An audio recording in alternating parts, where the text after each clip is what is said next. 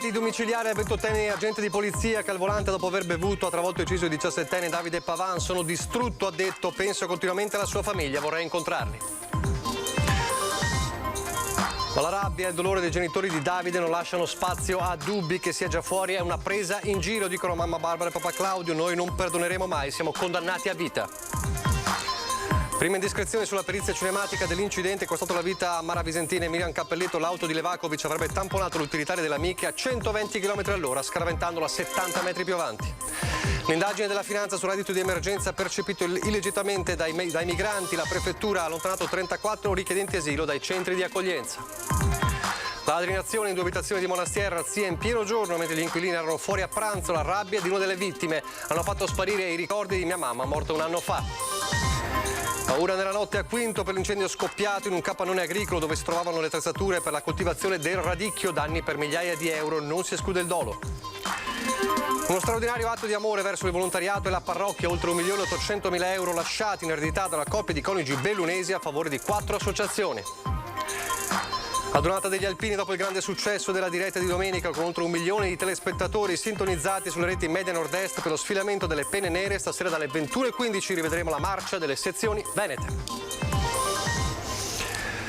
Telespettatori di Antena 3, buonasera e ben ritrovati. Il telegiornale di Treviso è dunque in primo piano la tragedia di paese perché sono stati revocati gli arresti domiciliari all'agente di polizia accusato di aver provocato in stato di ebbrezza l'incidente costato la vita al 17enne di Morgano Davide Pavan. Giovedì l'autopsia sul corpo del ragazzo, intanto il 28enne fa sapere il suo difensore è psicologicamente devastato. È da ieri sera di nuovo in libertà Samuel Seno, il poliziotto trevigiano di 28 anni arrestato con l'accusa di omicidio stradale per aver provocato l'incidente in cui domenica a Paese ha perso la vita Davide Pavan, 17 anni, di Morgano. Il pubblico ministero Mara De Donà non ha ritenuto che sussistano i presupposti per confermare la misura cautelare degli arresti domiciliari. La reiterazione del reato, che nel caso di specie non dovrebbe esserci, comunque un pericolo di fuga che non c'è e un pericolo che lui possa inquinare le prove. Quindi il pubblico ministero ha deciso di rimetterlo in libertà. Questo non prevede che non ci siano responsabilità penali, ma prevede semplicemente che nell'immediato lui possa anche organizzare un minimo la sua vita che è sconvolta al momento attuale. Il 28enne è risultato con un tasso di alcol nel sangue che l'avvocato specifica essere sopra 1 grammo per litro ma ben inferiore all'1,50, si era messo al volante per rientrare a casa l'altra sera.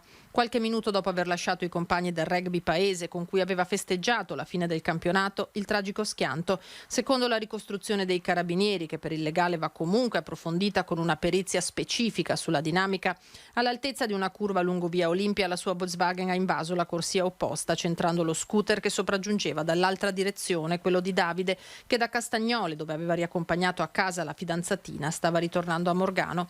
È stato lo stesso 28enne a chiamare subito i soccorsi. Il ragazzo è sotto shock, è inutile fare tanti giri di parole. Non è in grado al momento attuale di ricordarsi quello che è successo, come è stato l'iter del sinistro. Il ragazzo sta pensando solo ed esclusivamente alla sua famiglia e alla famiglia del minore che è venuto a mancare purtroppo, e questo per lui è devastante. Il 17enne ha perso la vita sul colpo. Il pubblico ministero ha disposto sul corpo del ragazzo l'autopsia fissata per giovedì e affidata al medico legale Alberto Furlanetto. L'indagato intanto ha chiesto di poter avere un contatto con i genitori di Davide. Al momento attuale, finché non ci sono certezze, è forse un elemento che può essere utile a lui da un punto di vista psicologico, però non da un punto di vista di una strategia difensiva, quale che sarà ovviamente. Quindi lui vorrebbe mettersi in contatto con la famiglia, cosa che probabilmente faremo però più avanti. E poi c'è appunto la famiglia, ci sono i genitori di Davide, ci sono Claudio e Barbara Pavan e le loro parole raccolte da Nicola Marcato non lasciano spazio a molti dubbi. All'immenso dolore si aggiunge la rabbia. I genitori di Davide, Claudio e Barbara Pavan sono appena tornati dall'obitorio. Da poche ore sono venuti a conoscenza che all'investitore di loro figlio sono stati revocati gli arresti domiciliari. È proprio una presa in giro. Una presa in giro. Siamo arrabbiati e No, non c'è perdono, per lui non c'è perdono. Non c'è. Mi dispiace per la mamma sua. Ho un po' di cuore per la mamma. Lei ha chiesto il numero di telefono della mamma di Samuel. L'ho chiesto perché dopo magari i tempi passano, non c'è più la possibilità di averlo, però non so se lo userò. Cosa vorrebbe dirgli? Io ho un figlio morto, lei è un'assassina. Di perdono non vuole sentire parlare nemmeno il padre. Mai lo perdono. Più tempo passa, più forte sarà di non perdonarlo. Perché un figlio è un figlio. Per Claudio questa tragedia poteva essere evitata. Io ho bevuto anch'io da giovane qualcosa perché non ho mai bevuto, però bastava una piccola birra e mi girava la testa perché non ho mai bevuto e fumato. Però quando correvo, se andavo piano, 50 all'ora, 40 all'ora, 50 all'ora. Ma questo imbriaco, a 100, al minimo faceva 150 all'ora. Dove andava se non sei a posto? Vuol dire che voleva uccidere. Un poliziotto insegna a noi come comportarci, no sbagliare così, cioè, no, è una cosa inaccettabile. Signora Barbara, lei chiede venga fatta giustizia, ha fiducia nella giustizia? Non è che non abbia fiducia, ma sono cauta. Nella loro villetta immersa nella campagna di Morgano i due genitori non si danno pace. Perché io sono condannato a vita adesso, perché mi manca per tutta la mia vita finché morirò. E vado a vederlo ogni giorno all'obitorio, vado ogni giorno, perché non ho le forze, andrei anche 2 o 3 volte al giorno a vederlo. Un'altra tragedia che ha segnato la Marca, la tragedia lungo il Taraglio a Preganziole. Ci sono le prime indiscrezioni sull'esito della perizia cinematica relativa all'incidente costato la vita a Mara Visentina e Miriam Cappelletto di 63 e 51 anni. Secondo gli approfondimenti eseguiti dall'ingegner Pierluigi Zamuner di San Donà, l'auto del 25enne Ronny Levakovic avrebbe tamponato posteriormente l'utilitaria delle due amiche procedendo a una velocità di circa 120 km all'ora contro i 60-70 km orari dell'altra vettura, sbalzandola così violentemente in avanti. La corsa della macchina è terminata una settantina di metri più in là contro una spalletta di cemento, mentre quella di Levakovic è carambolata per una novantina di metri ribaltandosi più volte. Il 25enne non si sarebbe accorto dell'auto delle due donne o perché stava uscendo da un sorpasso o perché le luci non erano attive, un aspetto questo che andrà ulteriormente approfondito. Esclusa invece l'ipotesi che l'utilitaria si fosse appena immessa in strada. Di sicurezza sulle strade si è parlato, si sta parlando in questi giorni, abbiamo ricordato anche la Regione il protocollo che vuole tornare nelle scuole con la sicurezza stradale come materia scolastica e poi il ritorno degli spot, anche shock, il ritorno delle carcasse di auto davanti ai locali. Tutto questo rivolto ai giovani, ma ovviamente c'è da pensare anche agli anziani alla guida. Allora c'è una serie di incontri fra pochi giorni per ripassare le regole del codice della strada, una campagna informativa della Polizia Locale di Treviso rivolta agli anziani, ma può partecipare chiunque ritenga di aver bisogno di un aggiornamento sulle norme per circolare in sicurezza. Il primo appuntamento sabato al centro anziani di via Castello d'Amore. Si chiamano utenti deboli della strada, sono pedoni e ciclisti, a maggior ragione se anziani, che possono essere coinvolti in incidenti perché li provocano o perché più spesso ne sono vittime. A loro è rivolta la nuova campagna informativa della Polizia Locale di Treviso. Le regole del codice della strada cambiano, come cambiano i veicoli, e per poter mettersi in strada in sicurezza, in auto, come in bici o anche a piedi, è bene dare una ripassata a norme e comportamenti. Si tratta di una campagna informativa rivolta ad anziani e pensionati, tant'è che proprio sabato prossimo 14 di maggio presso il centro anziani a fianco al comando di polizia locale inizierà dalle 10 alle 12 questo incontro rivolto a questi tipi di utenti chiamati deboli, affinché possano fare un ripasso per chi ha già la patente o chi non ce l'ha proprio sulle norme del codice della strada, norme base diciamo del codice della strada, e anche per quanto riguarda la convivenza, la civile convivenza. Primo appuntamento dunque sabato al centro anziani di via Castello d'Amore alle 10. Spesso gli incidenti succedono proprio perché c'è ignoranza delle regole del codice della strada, quindi è un momento di formazione e di informazione che faremo girare in tutti i quartieri. L'incontro è rivolto ai pensionati, ma può partecipare chiunque senta la necessità di ripassare le regole base del codice della strada. Non è una questione di età, è una questione di conoscenza. Chi sa di non essere proprio a conoscenza delle ultime regole del codice della strada può partecipare senza nessun limite, quindi è rivolto veramente a tutti. Torniamo a parlare del caso che abbiamo raccontato ieri, l'indagine della Guardia di Finanza sul reddito di emergenza percepito illegalmente da ben 101 richiedenti asilo che non potevano appunto ricevere questo sussidio che era legato all'emergenza pandemica in quanto erano già a carico dello Stato perché si trovavano nei centri di accoglienza. La Prefettura fa sapere in una nota che su 101 cittadini stranieri ospitati presso le strutture di accoglienza di questa provincia sono state adottate 70 ordinanze di pagamento della sanzione amministrativa pecuniaria, mentre risultano in istruttoria 31 procedimenti. Sono stati inoltre adottate 21 ordinanze di revoca delle misure di accoglienza per superamento dei limiti reddituali di cui all'assegno sociale e sono stati allontanate dalle suddette strutture complessivamente 34 richiedenti. Sono in corso di definizione, dice la Procura, i procedimenti inerenti ai restanti soggetti, attesa la necessità di verifica della sussistenza di questi requisiti richiesti per poter beneficiare delle misure appunto del reddito di emergenza. Torniamo a parlare di sicurezza, un'ampia pagina sulla sicurezza. Partiamo dal capoluogo, da Treviso. In centro a Treviso una ragazzina di 15 anni è stata derubata violentemente, strattonata anche a terra del telefonino mentre attendeva il bus in via Roma. Un episodio che torna inevitabilmente ad accendere o a riaccendere i riflettori sulla via alle porte della stazione con tutte le sue difficoltà. Sentite alcuni dei negozianti. Diciamo che io chiudo a chiave per prevenire, insomma, perché comunque questa è una zona abbastanza soggetta, insomma, delinquenti, diciamo, anche soprattutto. Sì, queste cose qua succedono sempre. Il bar Bottega del Caffè apre alle 7 del mattino. Maria arriva alle 5:45 per preparare i cibi che metterà in vetrina.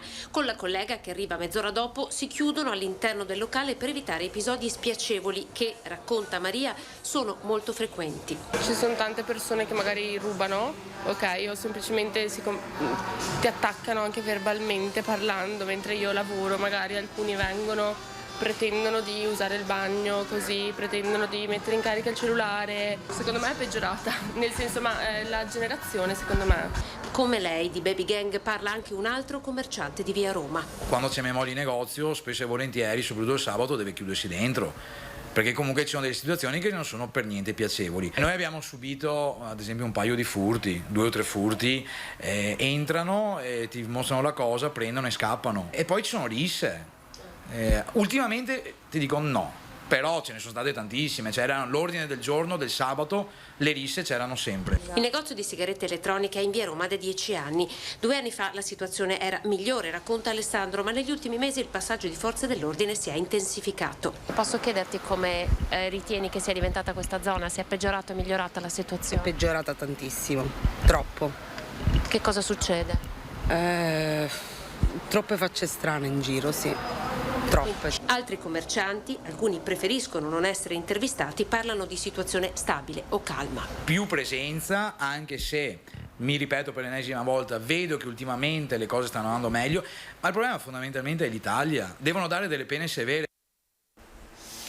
E poi i ladri sempre in azione anche al di fuori ovviamente di Treviso, in questo caso siamo a Monastier, parliamo di una doppia razzia in pieno giorno in 2 abitazioni molto vicine, vediamo. Hanno portato via più che sia le fedi di mia mamma, gli orecchini, un collier, è una cosa più che sia effettiva perché è venuta a mancare un anno fa e adesso abbiamo trovato anche rovesciato quadri spostati, la cristalliera dei liquori, abbiamo il telefono, avevano staccato il telefono, avevano fatto un po' di tutto e di più. Non c'è solo la paura, non c'è solo la sensazione di insicurezza, c'è la profonda amarezza di aver visto sparire i ricordi di mamma Flaviana, morta appena un anno fa. La brutta sorpresa per Paolo Campagnol si è materializzata domenica in questa abitazione di Via Vaglio a Monastier. Era fuori a pranzo, i ladri hanno agito in pieno giorno evidentemente dopo aver monitorato i suoi movimenti. Al ritorno, poco prima delle 14, la mara scoperta. Hanno sforzato la parte del portoncino e abbiamo trovato la porta aperta così, tutto illuminato e già qua c'erano già cassetti rovesciati e armadi aperti. La casa completamente messa a soqquadro. Era messo male tutto quanto le carenze del salotto, è messo male l'anticamera, i stendini erano stati lanciati in camera, è aperto tutti gli armadi, delle coperte, delle camere, della stireria, e aperto tutto l'armadio dove dormo qui io, e hanno rovesciato tutto quanto praticamente. Ma il piano dei ladri non era terminato, proprio di fronte hanno colpito un'altra abitazione, anche in questo caso residenti fuori a pranzo, come da copione attentamente studiato. Hanno eluso il cane da guardia arrampicandosi dalla grondaia e nonostante l'allarme scattato sono stati rapidissimi, rubati soldi, gioielli, persino bigiotteria, spariti in poco tempo, lasciando dietro di sé la rabbia e la rassegnazione, le stesse di Paolo Campagnol. Entrare mi sembra ancora di vedere ancora tutto aperto e sempre paura di trovarli ancora, e chiudiamo ma non è mai una sicurezza perché entrano lo stesso. Sono scappati tra l'altro tramite i campi, abbiamo visto le impronte sul giardino, quindi chissà dove arrivavano e da dove sono entrati. Il servizio con le interviste raccolte dalla nostra Anna De Roberto. Adesso la paura nella notte a Quinto di Treviso per un incendio scoppiato poco dopo le 2 in via Cornarotta. In fiamme un capannone agricolo, il rogo ha distrutto nylon e tessuti per la coltivazione del radicchio e altre attrezzature agricole. Sul posto i vigili del fuoco impegnati a spegnere l'incendio, come vediamo anche in queste immagini. I danni in via di quantificazione per diverse migliaia di euro. Ci sono accertamenti sulle cause del rogo da parte dei carabinieri di Zero Branco e ovviamente dei tecnici dei vigili del fuoco. Non è esclusa nessuna ipotesi, nemmeno quella dell'atto doloso. Vedremo appunto il proseguio delle indagini. Lasciamo per un attimo adesso la cronaca, torniamo a parlare di sanità e andiamo in Regione, dove la Commissione Sanità ha fatto il punto sull'assunzione di medici specializzandi nei pronto soccorso. Oggi ascoltati sindacati e società mediche, l'opposizione chiede miglioramenti alla riforma. Giornata di audizioni in Consiglio regionale sul fronte sanità. Sul tavolo c'è il reclutamento in via emergenziale di medici in formazione e specializzandi per fronteggiare la carenza di personale nei pronto soccorso. Associazioni professionali e sindacali dei medici si sono espresse sulla riforma davanti ai consiglieri della Quinta Commissione. Abbiamo portato la possibilità per i medici specializzandi di avere fino a 1.000 assistiti al primo anno, a 1.200 al secondo e al terzo anno, tra l'altro anche con un incentivo, e quindi alla fine della partita ogni medico potrà avere disponibile circa 55.000 euro lordi all'anno di contribuzione. Se l'idea di base può incontrare consensi ampi, le opposizioni in Consiglio regionale vogliono però si faccia chiarezza sul modo in cui questi giovani verranno introdotti all'attività in corsia.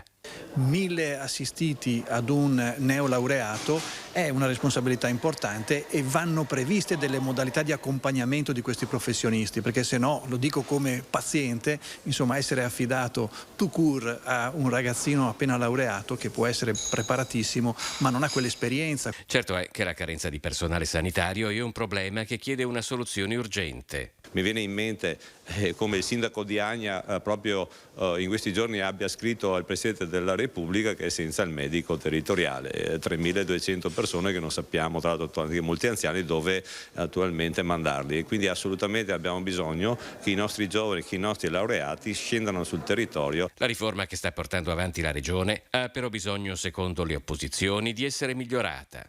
L'aspetto veramente qualificante è quello di prevedere delle modalità di accompagnamento in modo che i giovani medici non siano lasciati soli nell'affrontare dei pazienti che oggi sono purtroppo più complessi che nel passato. E adesso la scuola, l'anno scolastico si sta per concludere tra problemi vecchi e nuovi. Sul fronte docenti si stanno effettuando i concorsi per la stabilizzazione dei precari che dovrebbe assicurare un inizio di anno a settembre all'insegna della continuità didattica. Resta invece il problema grave del reclutamento degli insegnanti di sostegno. Ultime 4 settimane in classe per gli studenti veneti, con la scuola già al lavoro per assicurare un ritorno sui banchi a settembre il più normale possibile.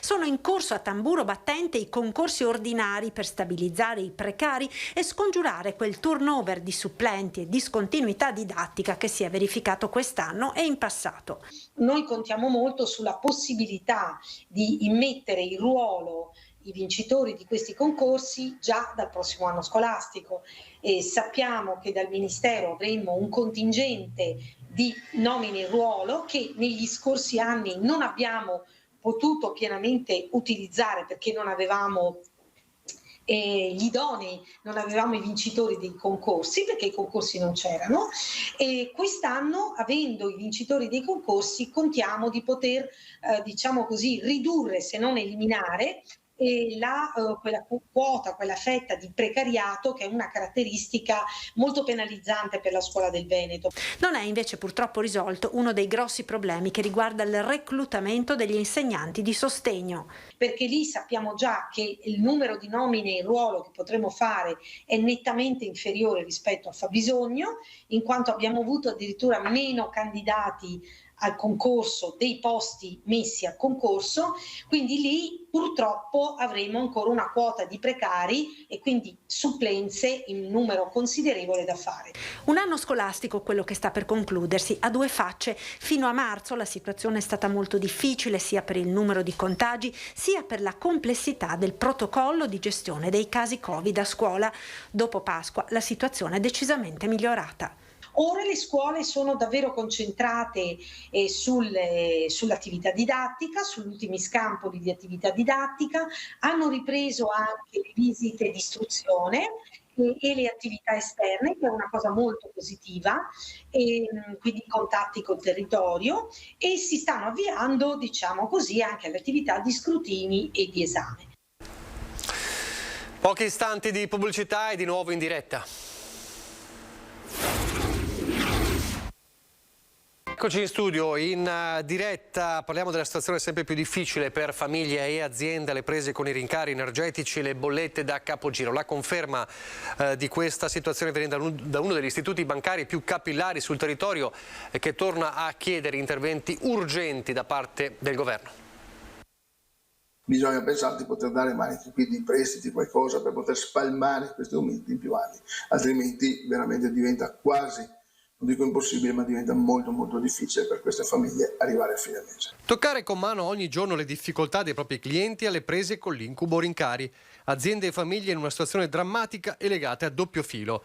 Quello degli istituti di credito è un osservatorio particolare che spinge a ribadire la necessità di un intervento urgente dello Stato. Se ci ricordiamo 2 anni fa, momento Covid, con attività chiuse, lo Stato con le coperture al 100%, i famosi prestiti Covid, aveva permesso alle aziende di spalmare in 5 anni o in 6-7 anni quello che era il maggior, o in quel caso era la minore entrata, ma comunque il costo, quello che ci stavano rimettendo in 5-6 anni. Oggi, se io penso all'aumento dell'energia, che di fatto è stata improvvisa e non era prevista, sarebbe importante che lo Stato pensi a dei prodotti, a dei prestiti tipo Covid. Intanto si guarda al 2022 confermando di aver retto la tempesta del biennio pandemia. L'Assemblea dei soci ha approvato all'unanimità il bilancio di esercizio 2021 che vede per l'Istituto di Credito Cooperativo con base a Orsago e attiva nelle province di Treviso, Venezia e Pordenone un netto miglioramento degli indici patrimoniali e un risultato di esercizio pari a 17,8 milioni di euro, più 65% rispetto a fine 2020, con crediti deteriorati ridotti di 235 milioni negli ultimi 3 anni.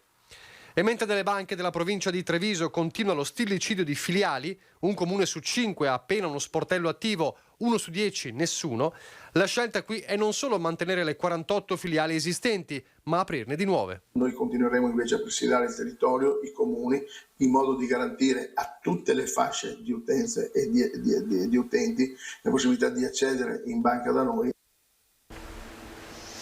Adesso l'importanza della prevenzione, in particolare contro le patologie come il tumore al seno. Questa importanza è emersa nuovamente questa mattina ad Asolo nel corso della presentazione di un'iniziativa molto particolare.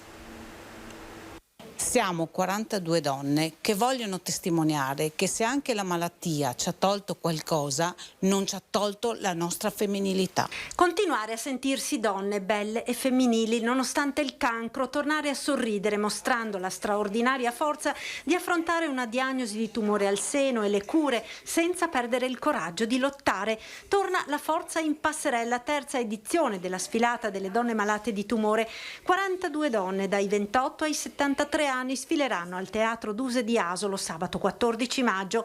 Tornerà a sfilare anche Romina Barolo, la modella che l'anno scorso ebbe il coraggio di togliersi la parrucca. Ora i capelli sono ricresciuti, ma Romina torna con quelle che sono diventate sue amiche. La sensazione, l'emozione che ho provato io l'anno scorso di coinvolgimento e di unione, soprattutto di unione, di forza che abbiamo noi nell'affrontare questa malattia, e soprattutto che insieme è veramente più facile ad affrontare tutto questo. Un evento che richiama all'importanza della prevenzione, anche perché purtroppo la pandemia rischia di lasciare un altro pesante lascito in termini di diagnosi in ritardo.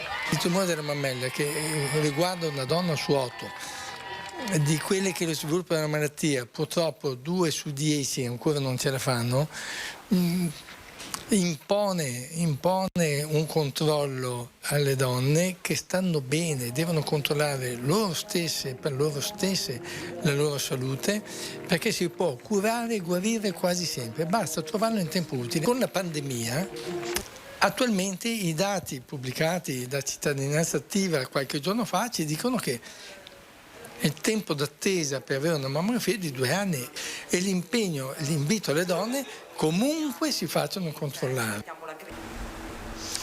Un appello sempre importante da fare. Adesso andiamo nel Bellunese.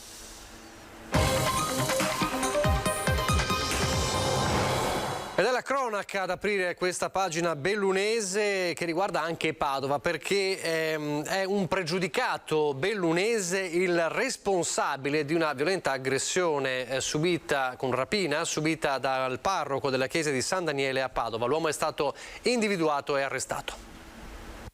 Come sta? Non che tanto bene. È ancora molto spaventato? Sì. Don Luciano Cavazzana non è ancora tornato in parrocchia, non se la sente nemmeno ora che il suo aggressore è stato finalmente arrestato. Il parroco della chiesa di San Daniele, in pieno centro storico a Padova, a pochi passi da Prato della Valle, è stato aggredito e rapinato lo scorso 3 maggio e ora si trova in una struttura per sacerdoti per un periodo di riposo e convalescenza. La squadra mobile di Padova ha trovato e arrestato lo sbandato che è entrato in canonica e lo ha aggredito. Si tratta di un 33enne pregiudicato bellunese senza fissa dimora che bazzica tra Mestre e la stazione di Padova. È proprio qui che lo hanno trovato i poliziotti, arrivati a lui grazie alla lucida descrizione fatta dal sacerdote e dai testimoni dell'aggressione. L'aggressione è avvenuta all'interno di questo cortile dove si trova la canonica e l'ufficio del parroco. L'aggressore era già stato denunciato 3 volte nell'arco dell'ultimo anno per episodi di danneggiamento e furti. Il parroco è stato aggredito alle spalle mentre stava servendo un pasto ad un mendicante. Il 33enne bellunese è entrato furtivamente in canonica e ha sorpreso il sacerdote afferrandolo con forza al petto in cerca del portafoglio. Dopo averlo gettato a terra, procurandogli una frattura allo sterno, il malvivente è fuggito con il cellulare e tessere bancomat. Visti i suoi numerosi precedenti penali, il 33enne è stato arrestato e portato al carcere 2 Palazzi. E adesso la storia di uno straordinario atto di amore verso il volontariato e la parrocchia. Oltre 1.800.000 euro sono stati lasciati in eredità da una coppia di coniugi a favore di 4 associazioni che operano fra Belluno e Aviano. Una donazione tanto inattesa quanto spiazzante per l'associazione Via di Natale di Aviano, un gesto d'amore e di generosità verso il prossimo che ha sorpreso il comitato di intesa, l'associazione Sclerosi Multipla, la parrocchia Don Bosco e la Lilta di Belluno, eredi universali dei cospicui risparmi di una coppia, Maria Alberta Berta Darold, scomparsa l'11 maggio dello scorso anno, e del marito Alfonso Giazzon, morto nel 1988. Circa 2 milioni di euro, 1,5 milioni depositati su conti correnti e 500.000 euro in immobili, la cui ripartizione è stata gestita dall'amica nominata esecutrice testamentaria Maria Teresa Bortoluzzi. Io non sapevo che avessi un patrimonio così importante. Abbiamo scelto praticamente, visto insieme, steso questa bozza di testamento nel 2017, quando lei l'ha voluto fare perché si sentiva mancare, dice è meglio che faccia le mie cose, ma io non conoscevo il suo patrimonio. È stata una grossa sorpresa. Una sorpresa all'apertura del testamento davanti al notaio Fiorella Francescon. Da quel momento Maria Teresa Bortoluzzi, assistita da un legale, ha avuto 1 anno di tempo per completare il percorso scelto da Berta Darold allo scopo di valorizzare l'ambito della disabilità, degli anziani, delle persone che soffrono. Circa 300.000 euro a testa sono andati all'associazione Via di Natale Onlus di Aviano, altrettanti alla parrocchia di Don Bosco Bosco, che utilizzerà il denaro per restaurare la chiesa di San Giuseppe e per ristrutturare la scuola materna del quartiere, all'AISM, che segue in provincia circa 450 persone affette da sclerosi multipla, al Comitato d'Intesa, che ha predisposto piani di intervento a beneficio del volontariato per la terza età. Ogni associazione si è impegnata in un piano che durerà 3 anni a favore dei propri associati, ma anche a favore della popolazione in genere bellunese. Speriamo che diverse migliaia di persone possano usufruire dell'aiuto della signora Darold e del marito. Alla Lilta di Belluno la famiglia Giazzon Darold ha lasciato 2 immobili, uno in città e l'altro sul Nevegalle, che sono già stati venduti e il cui ricavato sarà utilizzato per costruire la sede e gli ambulatori dell'associazione. Destinatari di parte dell'eredità anche 2 parenti della coppia, che non aveva figli, e la badante. È un animo molto buono, molto generoso, che io rimpiango, perché è sempre stata anche, c'era abbastanza una differenza di età, sostanziale differenza di età, ma la sentivo sempre vicina anche nei bisogni degli altri, insomma. Un gran esempio. Sarà Tahar Ben Jelloun, famoso scrittore, poeta e pittore franco-marocchino, vincitore di numerosi premi internazionali e più volte candidato al premio Nobel per la letteratura, l'artista incaricato dall'associazione Palio Città di Feltre di realizzare il drappo per l'edizione 2022. Alors, je voudrais remercier la municipalité de Feltre d'avoir pensé à me demander à faire ce drapeau, parce que c'est une demande originale e très rare. Un colpo di teatro che innalza la già eccellente qualità del Palio di Feltre. Sarà il famoso scrittore, poeta e pittore franco-marocchino Tahar Ben Jelloun, vincitore di numerosi premi internazionali e più volte candidato al Nobel per la letteratura, a dipingere il drappo della prossima edizione del Palio di Feltre. L'annuncio al termine della funzione religiosa con cui ogni anno il mondo del Palio omaggia i patroni di Feltre, Vittore e Corona. Un artista certamente molto distante dalla manifestazione, dalle sue tradizioni, ma che con essa condivide 2 temi cardini, quello del senso di comunità e dell'identità. Ad agevolare il percorso di avvicinamento a Tahar Ben Jelloun, il direttivo dell'Associazione Palio di Feltre, la casa editrice Nave di Teseo e la sua direttrice Elisabetta Sgarbi, fino a Clara Rita Stevanato e Irene Zannol.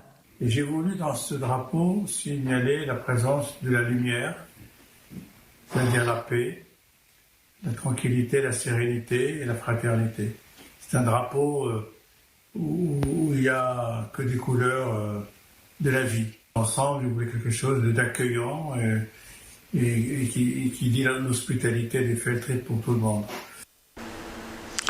Siamo in chiusura, però devo ricordarvi un importante appuntamento di questa sera, perché la Donata nazionale degli alpini Rimini San Marino numero 93 si è conclusa domenica, ovviamente con lo sfilamento delle penne nere, ma resta e non è ancora finita l'emozione per questa grande giornata che ha visto anche, come sapete, un grande successo della nostra diretta di domenica, oltre 1 milione di telespettatori sintonizzati sulle reti media nord-est per lo sfilamento delle penne nere. Bene, dopo questo grande successo di domenica, stasera dalle 21:15 rivedremo lo sfilamento degli alpini delle sezioni venete, dunque un appuntamento da non perdere questa sera in prima serata per riassaporare la grande festa di domenica con le penne nere del Veneto. È davvero tutto, quindi appuntamento alle 21:15, intanto vi lascio al meteo. Grazie per averci seguito, arrivederci.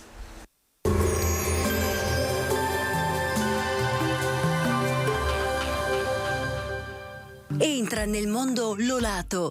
Da oltre 40 anni un team di professionisti per migliorare la qualità della tua vita. Centro del piede con servizi di podologia. Laboratorio per la produzione di plantari e calzature su misura. Bentrovati al meteo. L'anticiclone subtropicale si impone con sempre maggior vigore sull'Italia. Bel tempo e caldo dunque sul nostro territorio. Vediamo il dettaglio di mercoledì 11 maggio. Sul Veneto tanto sole, cielo sgombro da nubi, con alcuni addensamenti, specie sulle zone montane e su parte di quelle pedemontane, dove sarà possibile anche qualche veloce temporale nel corso del pomeriggio. Temperature in ulteriore lieve aumento, minime tra 12 e 17 gradi, massime estive tra i 24 e i 28 gradi all'incirca. Spostiamoci ora sul Friuli Venezia Giulia, anche in questo caso stessa situazione, bel tempo, salvo nel pomeriggio sui rilievi sarà possibile qualche annuvolamento, ma in genere innocuo. Temperature minime tra 13 e 17 gradi, massime sui 24-27 gradi. Infine diamo uno sguardo alla situazione del Trentino Alto Adige, anche qui ampio soleggiamento, il cielo si presenterà sereno o al massimo velato, non sono attese piogge. Temperature minime intorno ai 14-15 gradi, massime sui 28 gradi all'incirca. Dal meteo di Antenna 3 per ora è tutto, grazie per l'attenzione, arrivederci.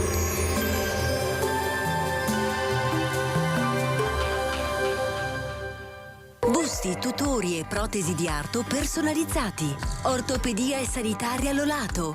A Treviso e Montebelluna. Lolato, soluzioni per star bene.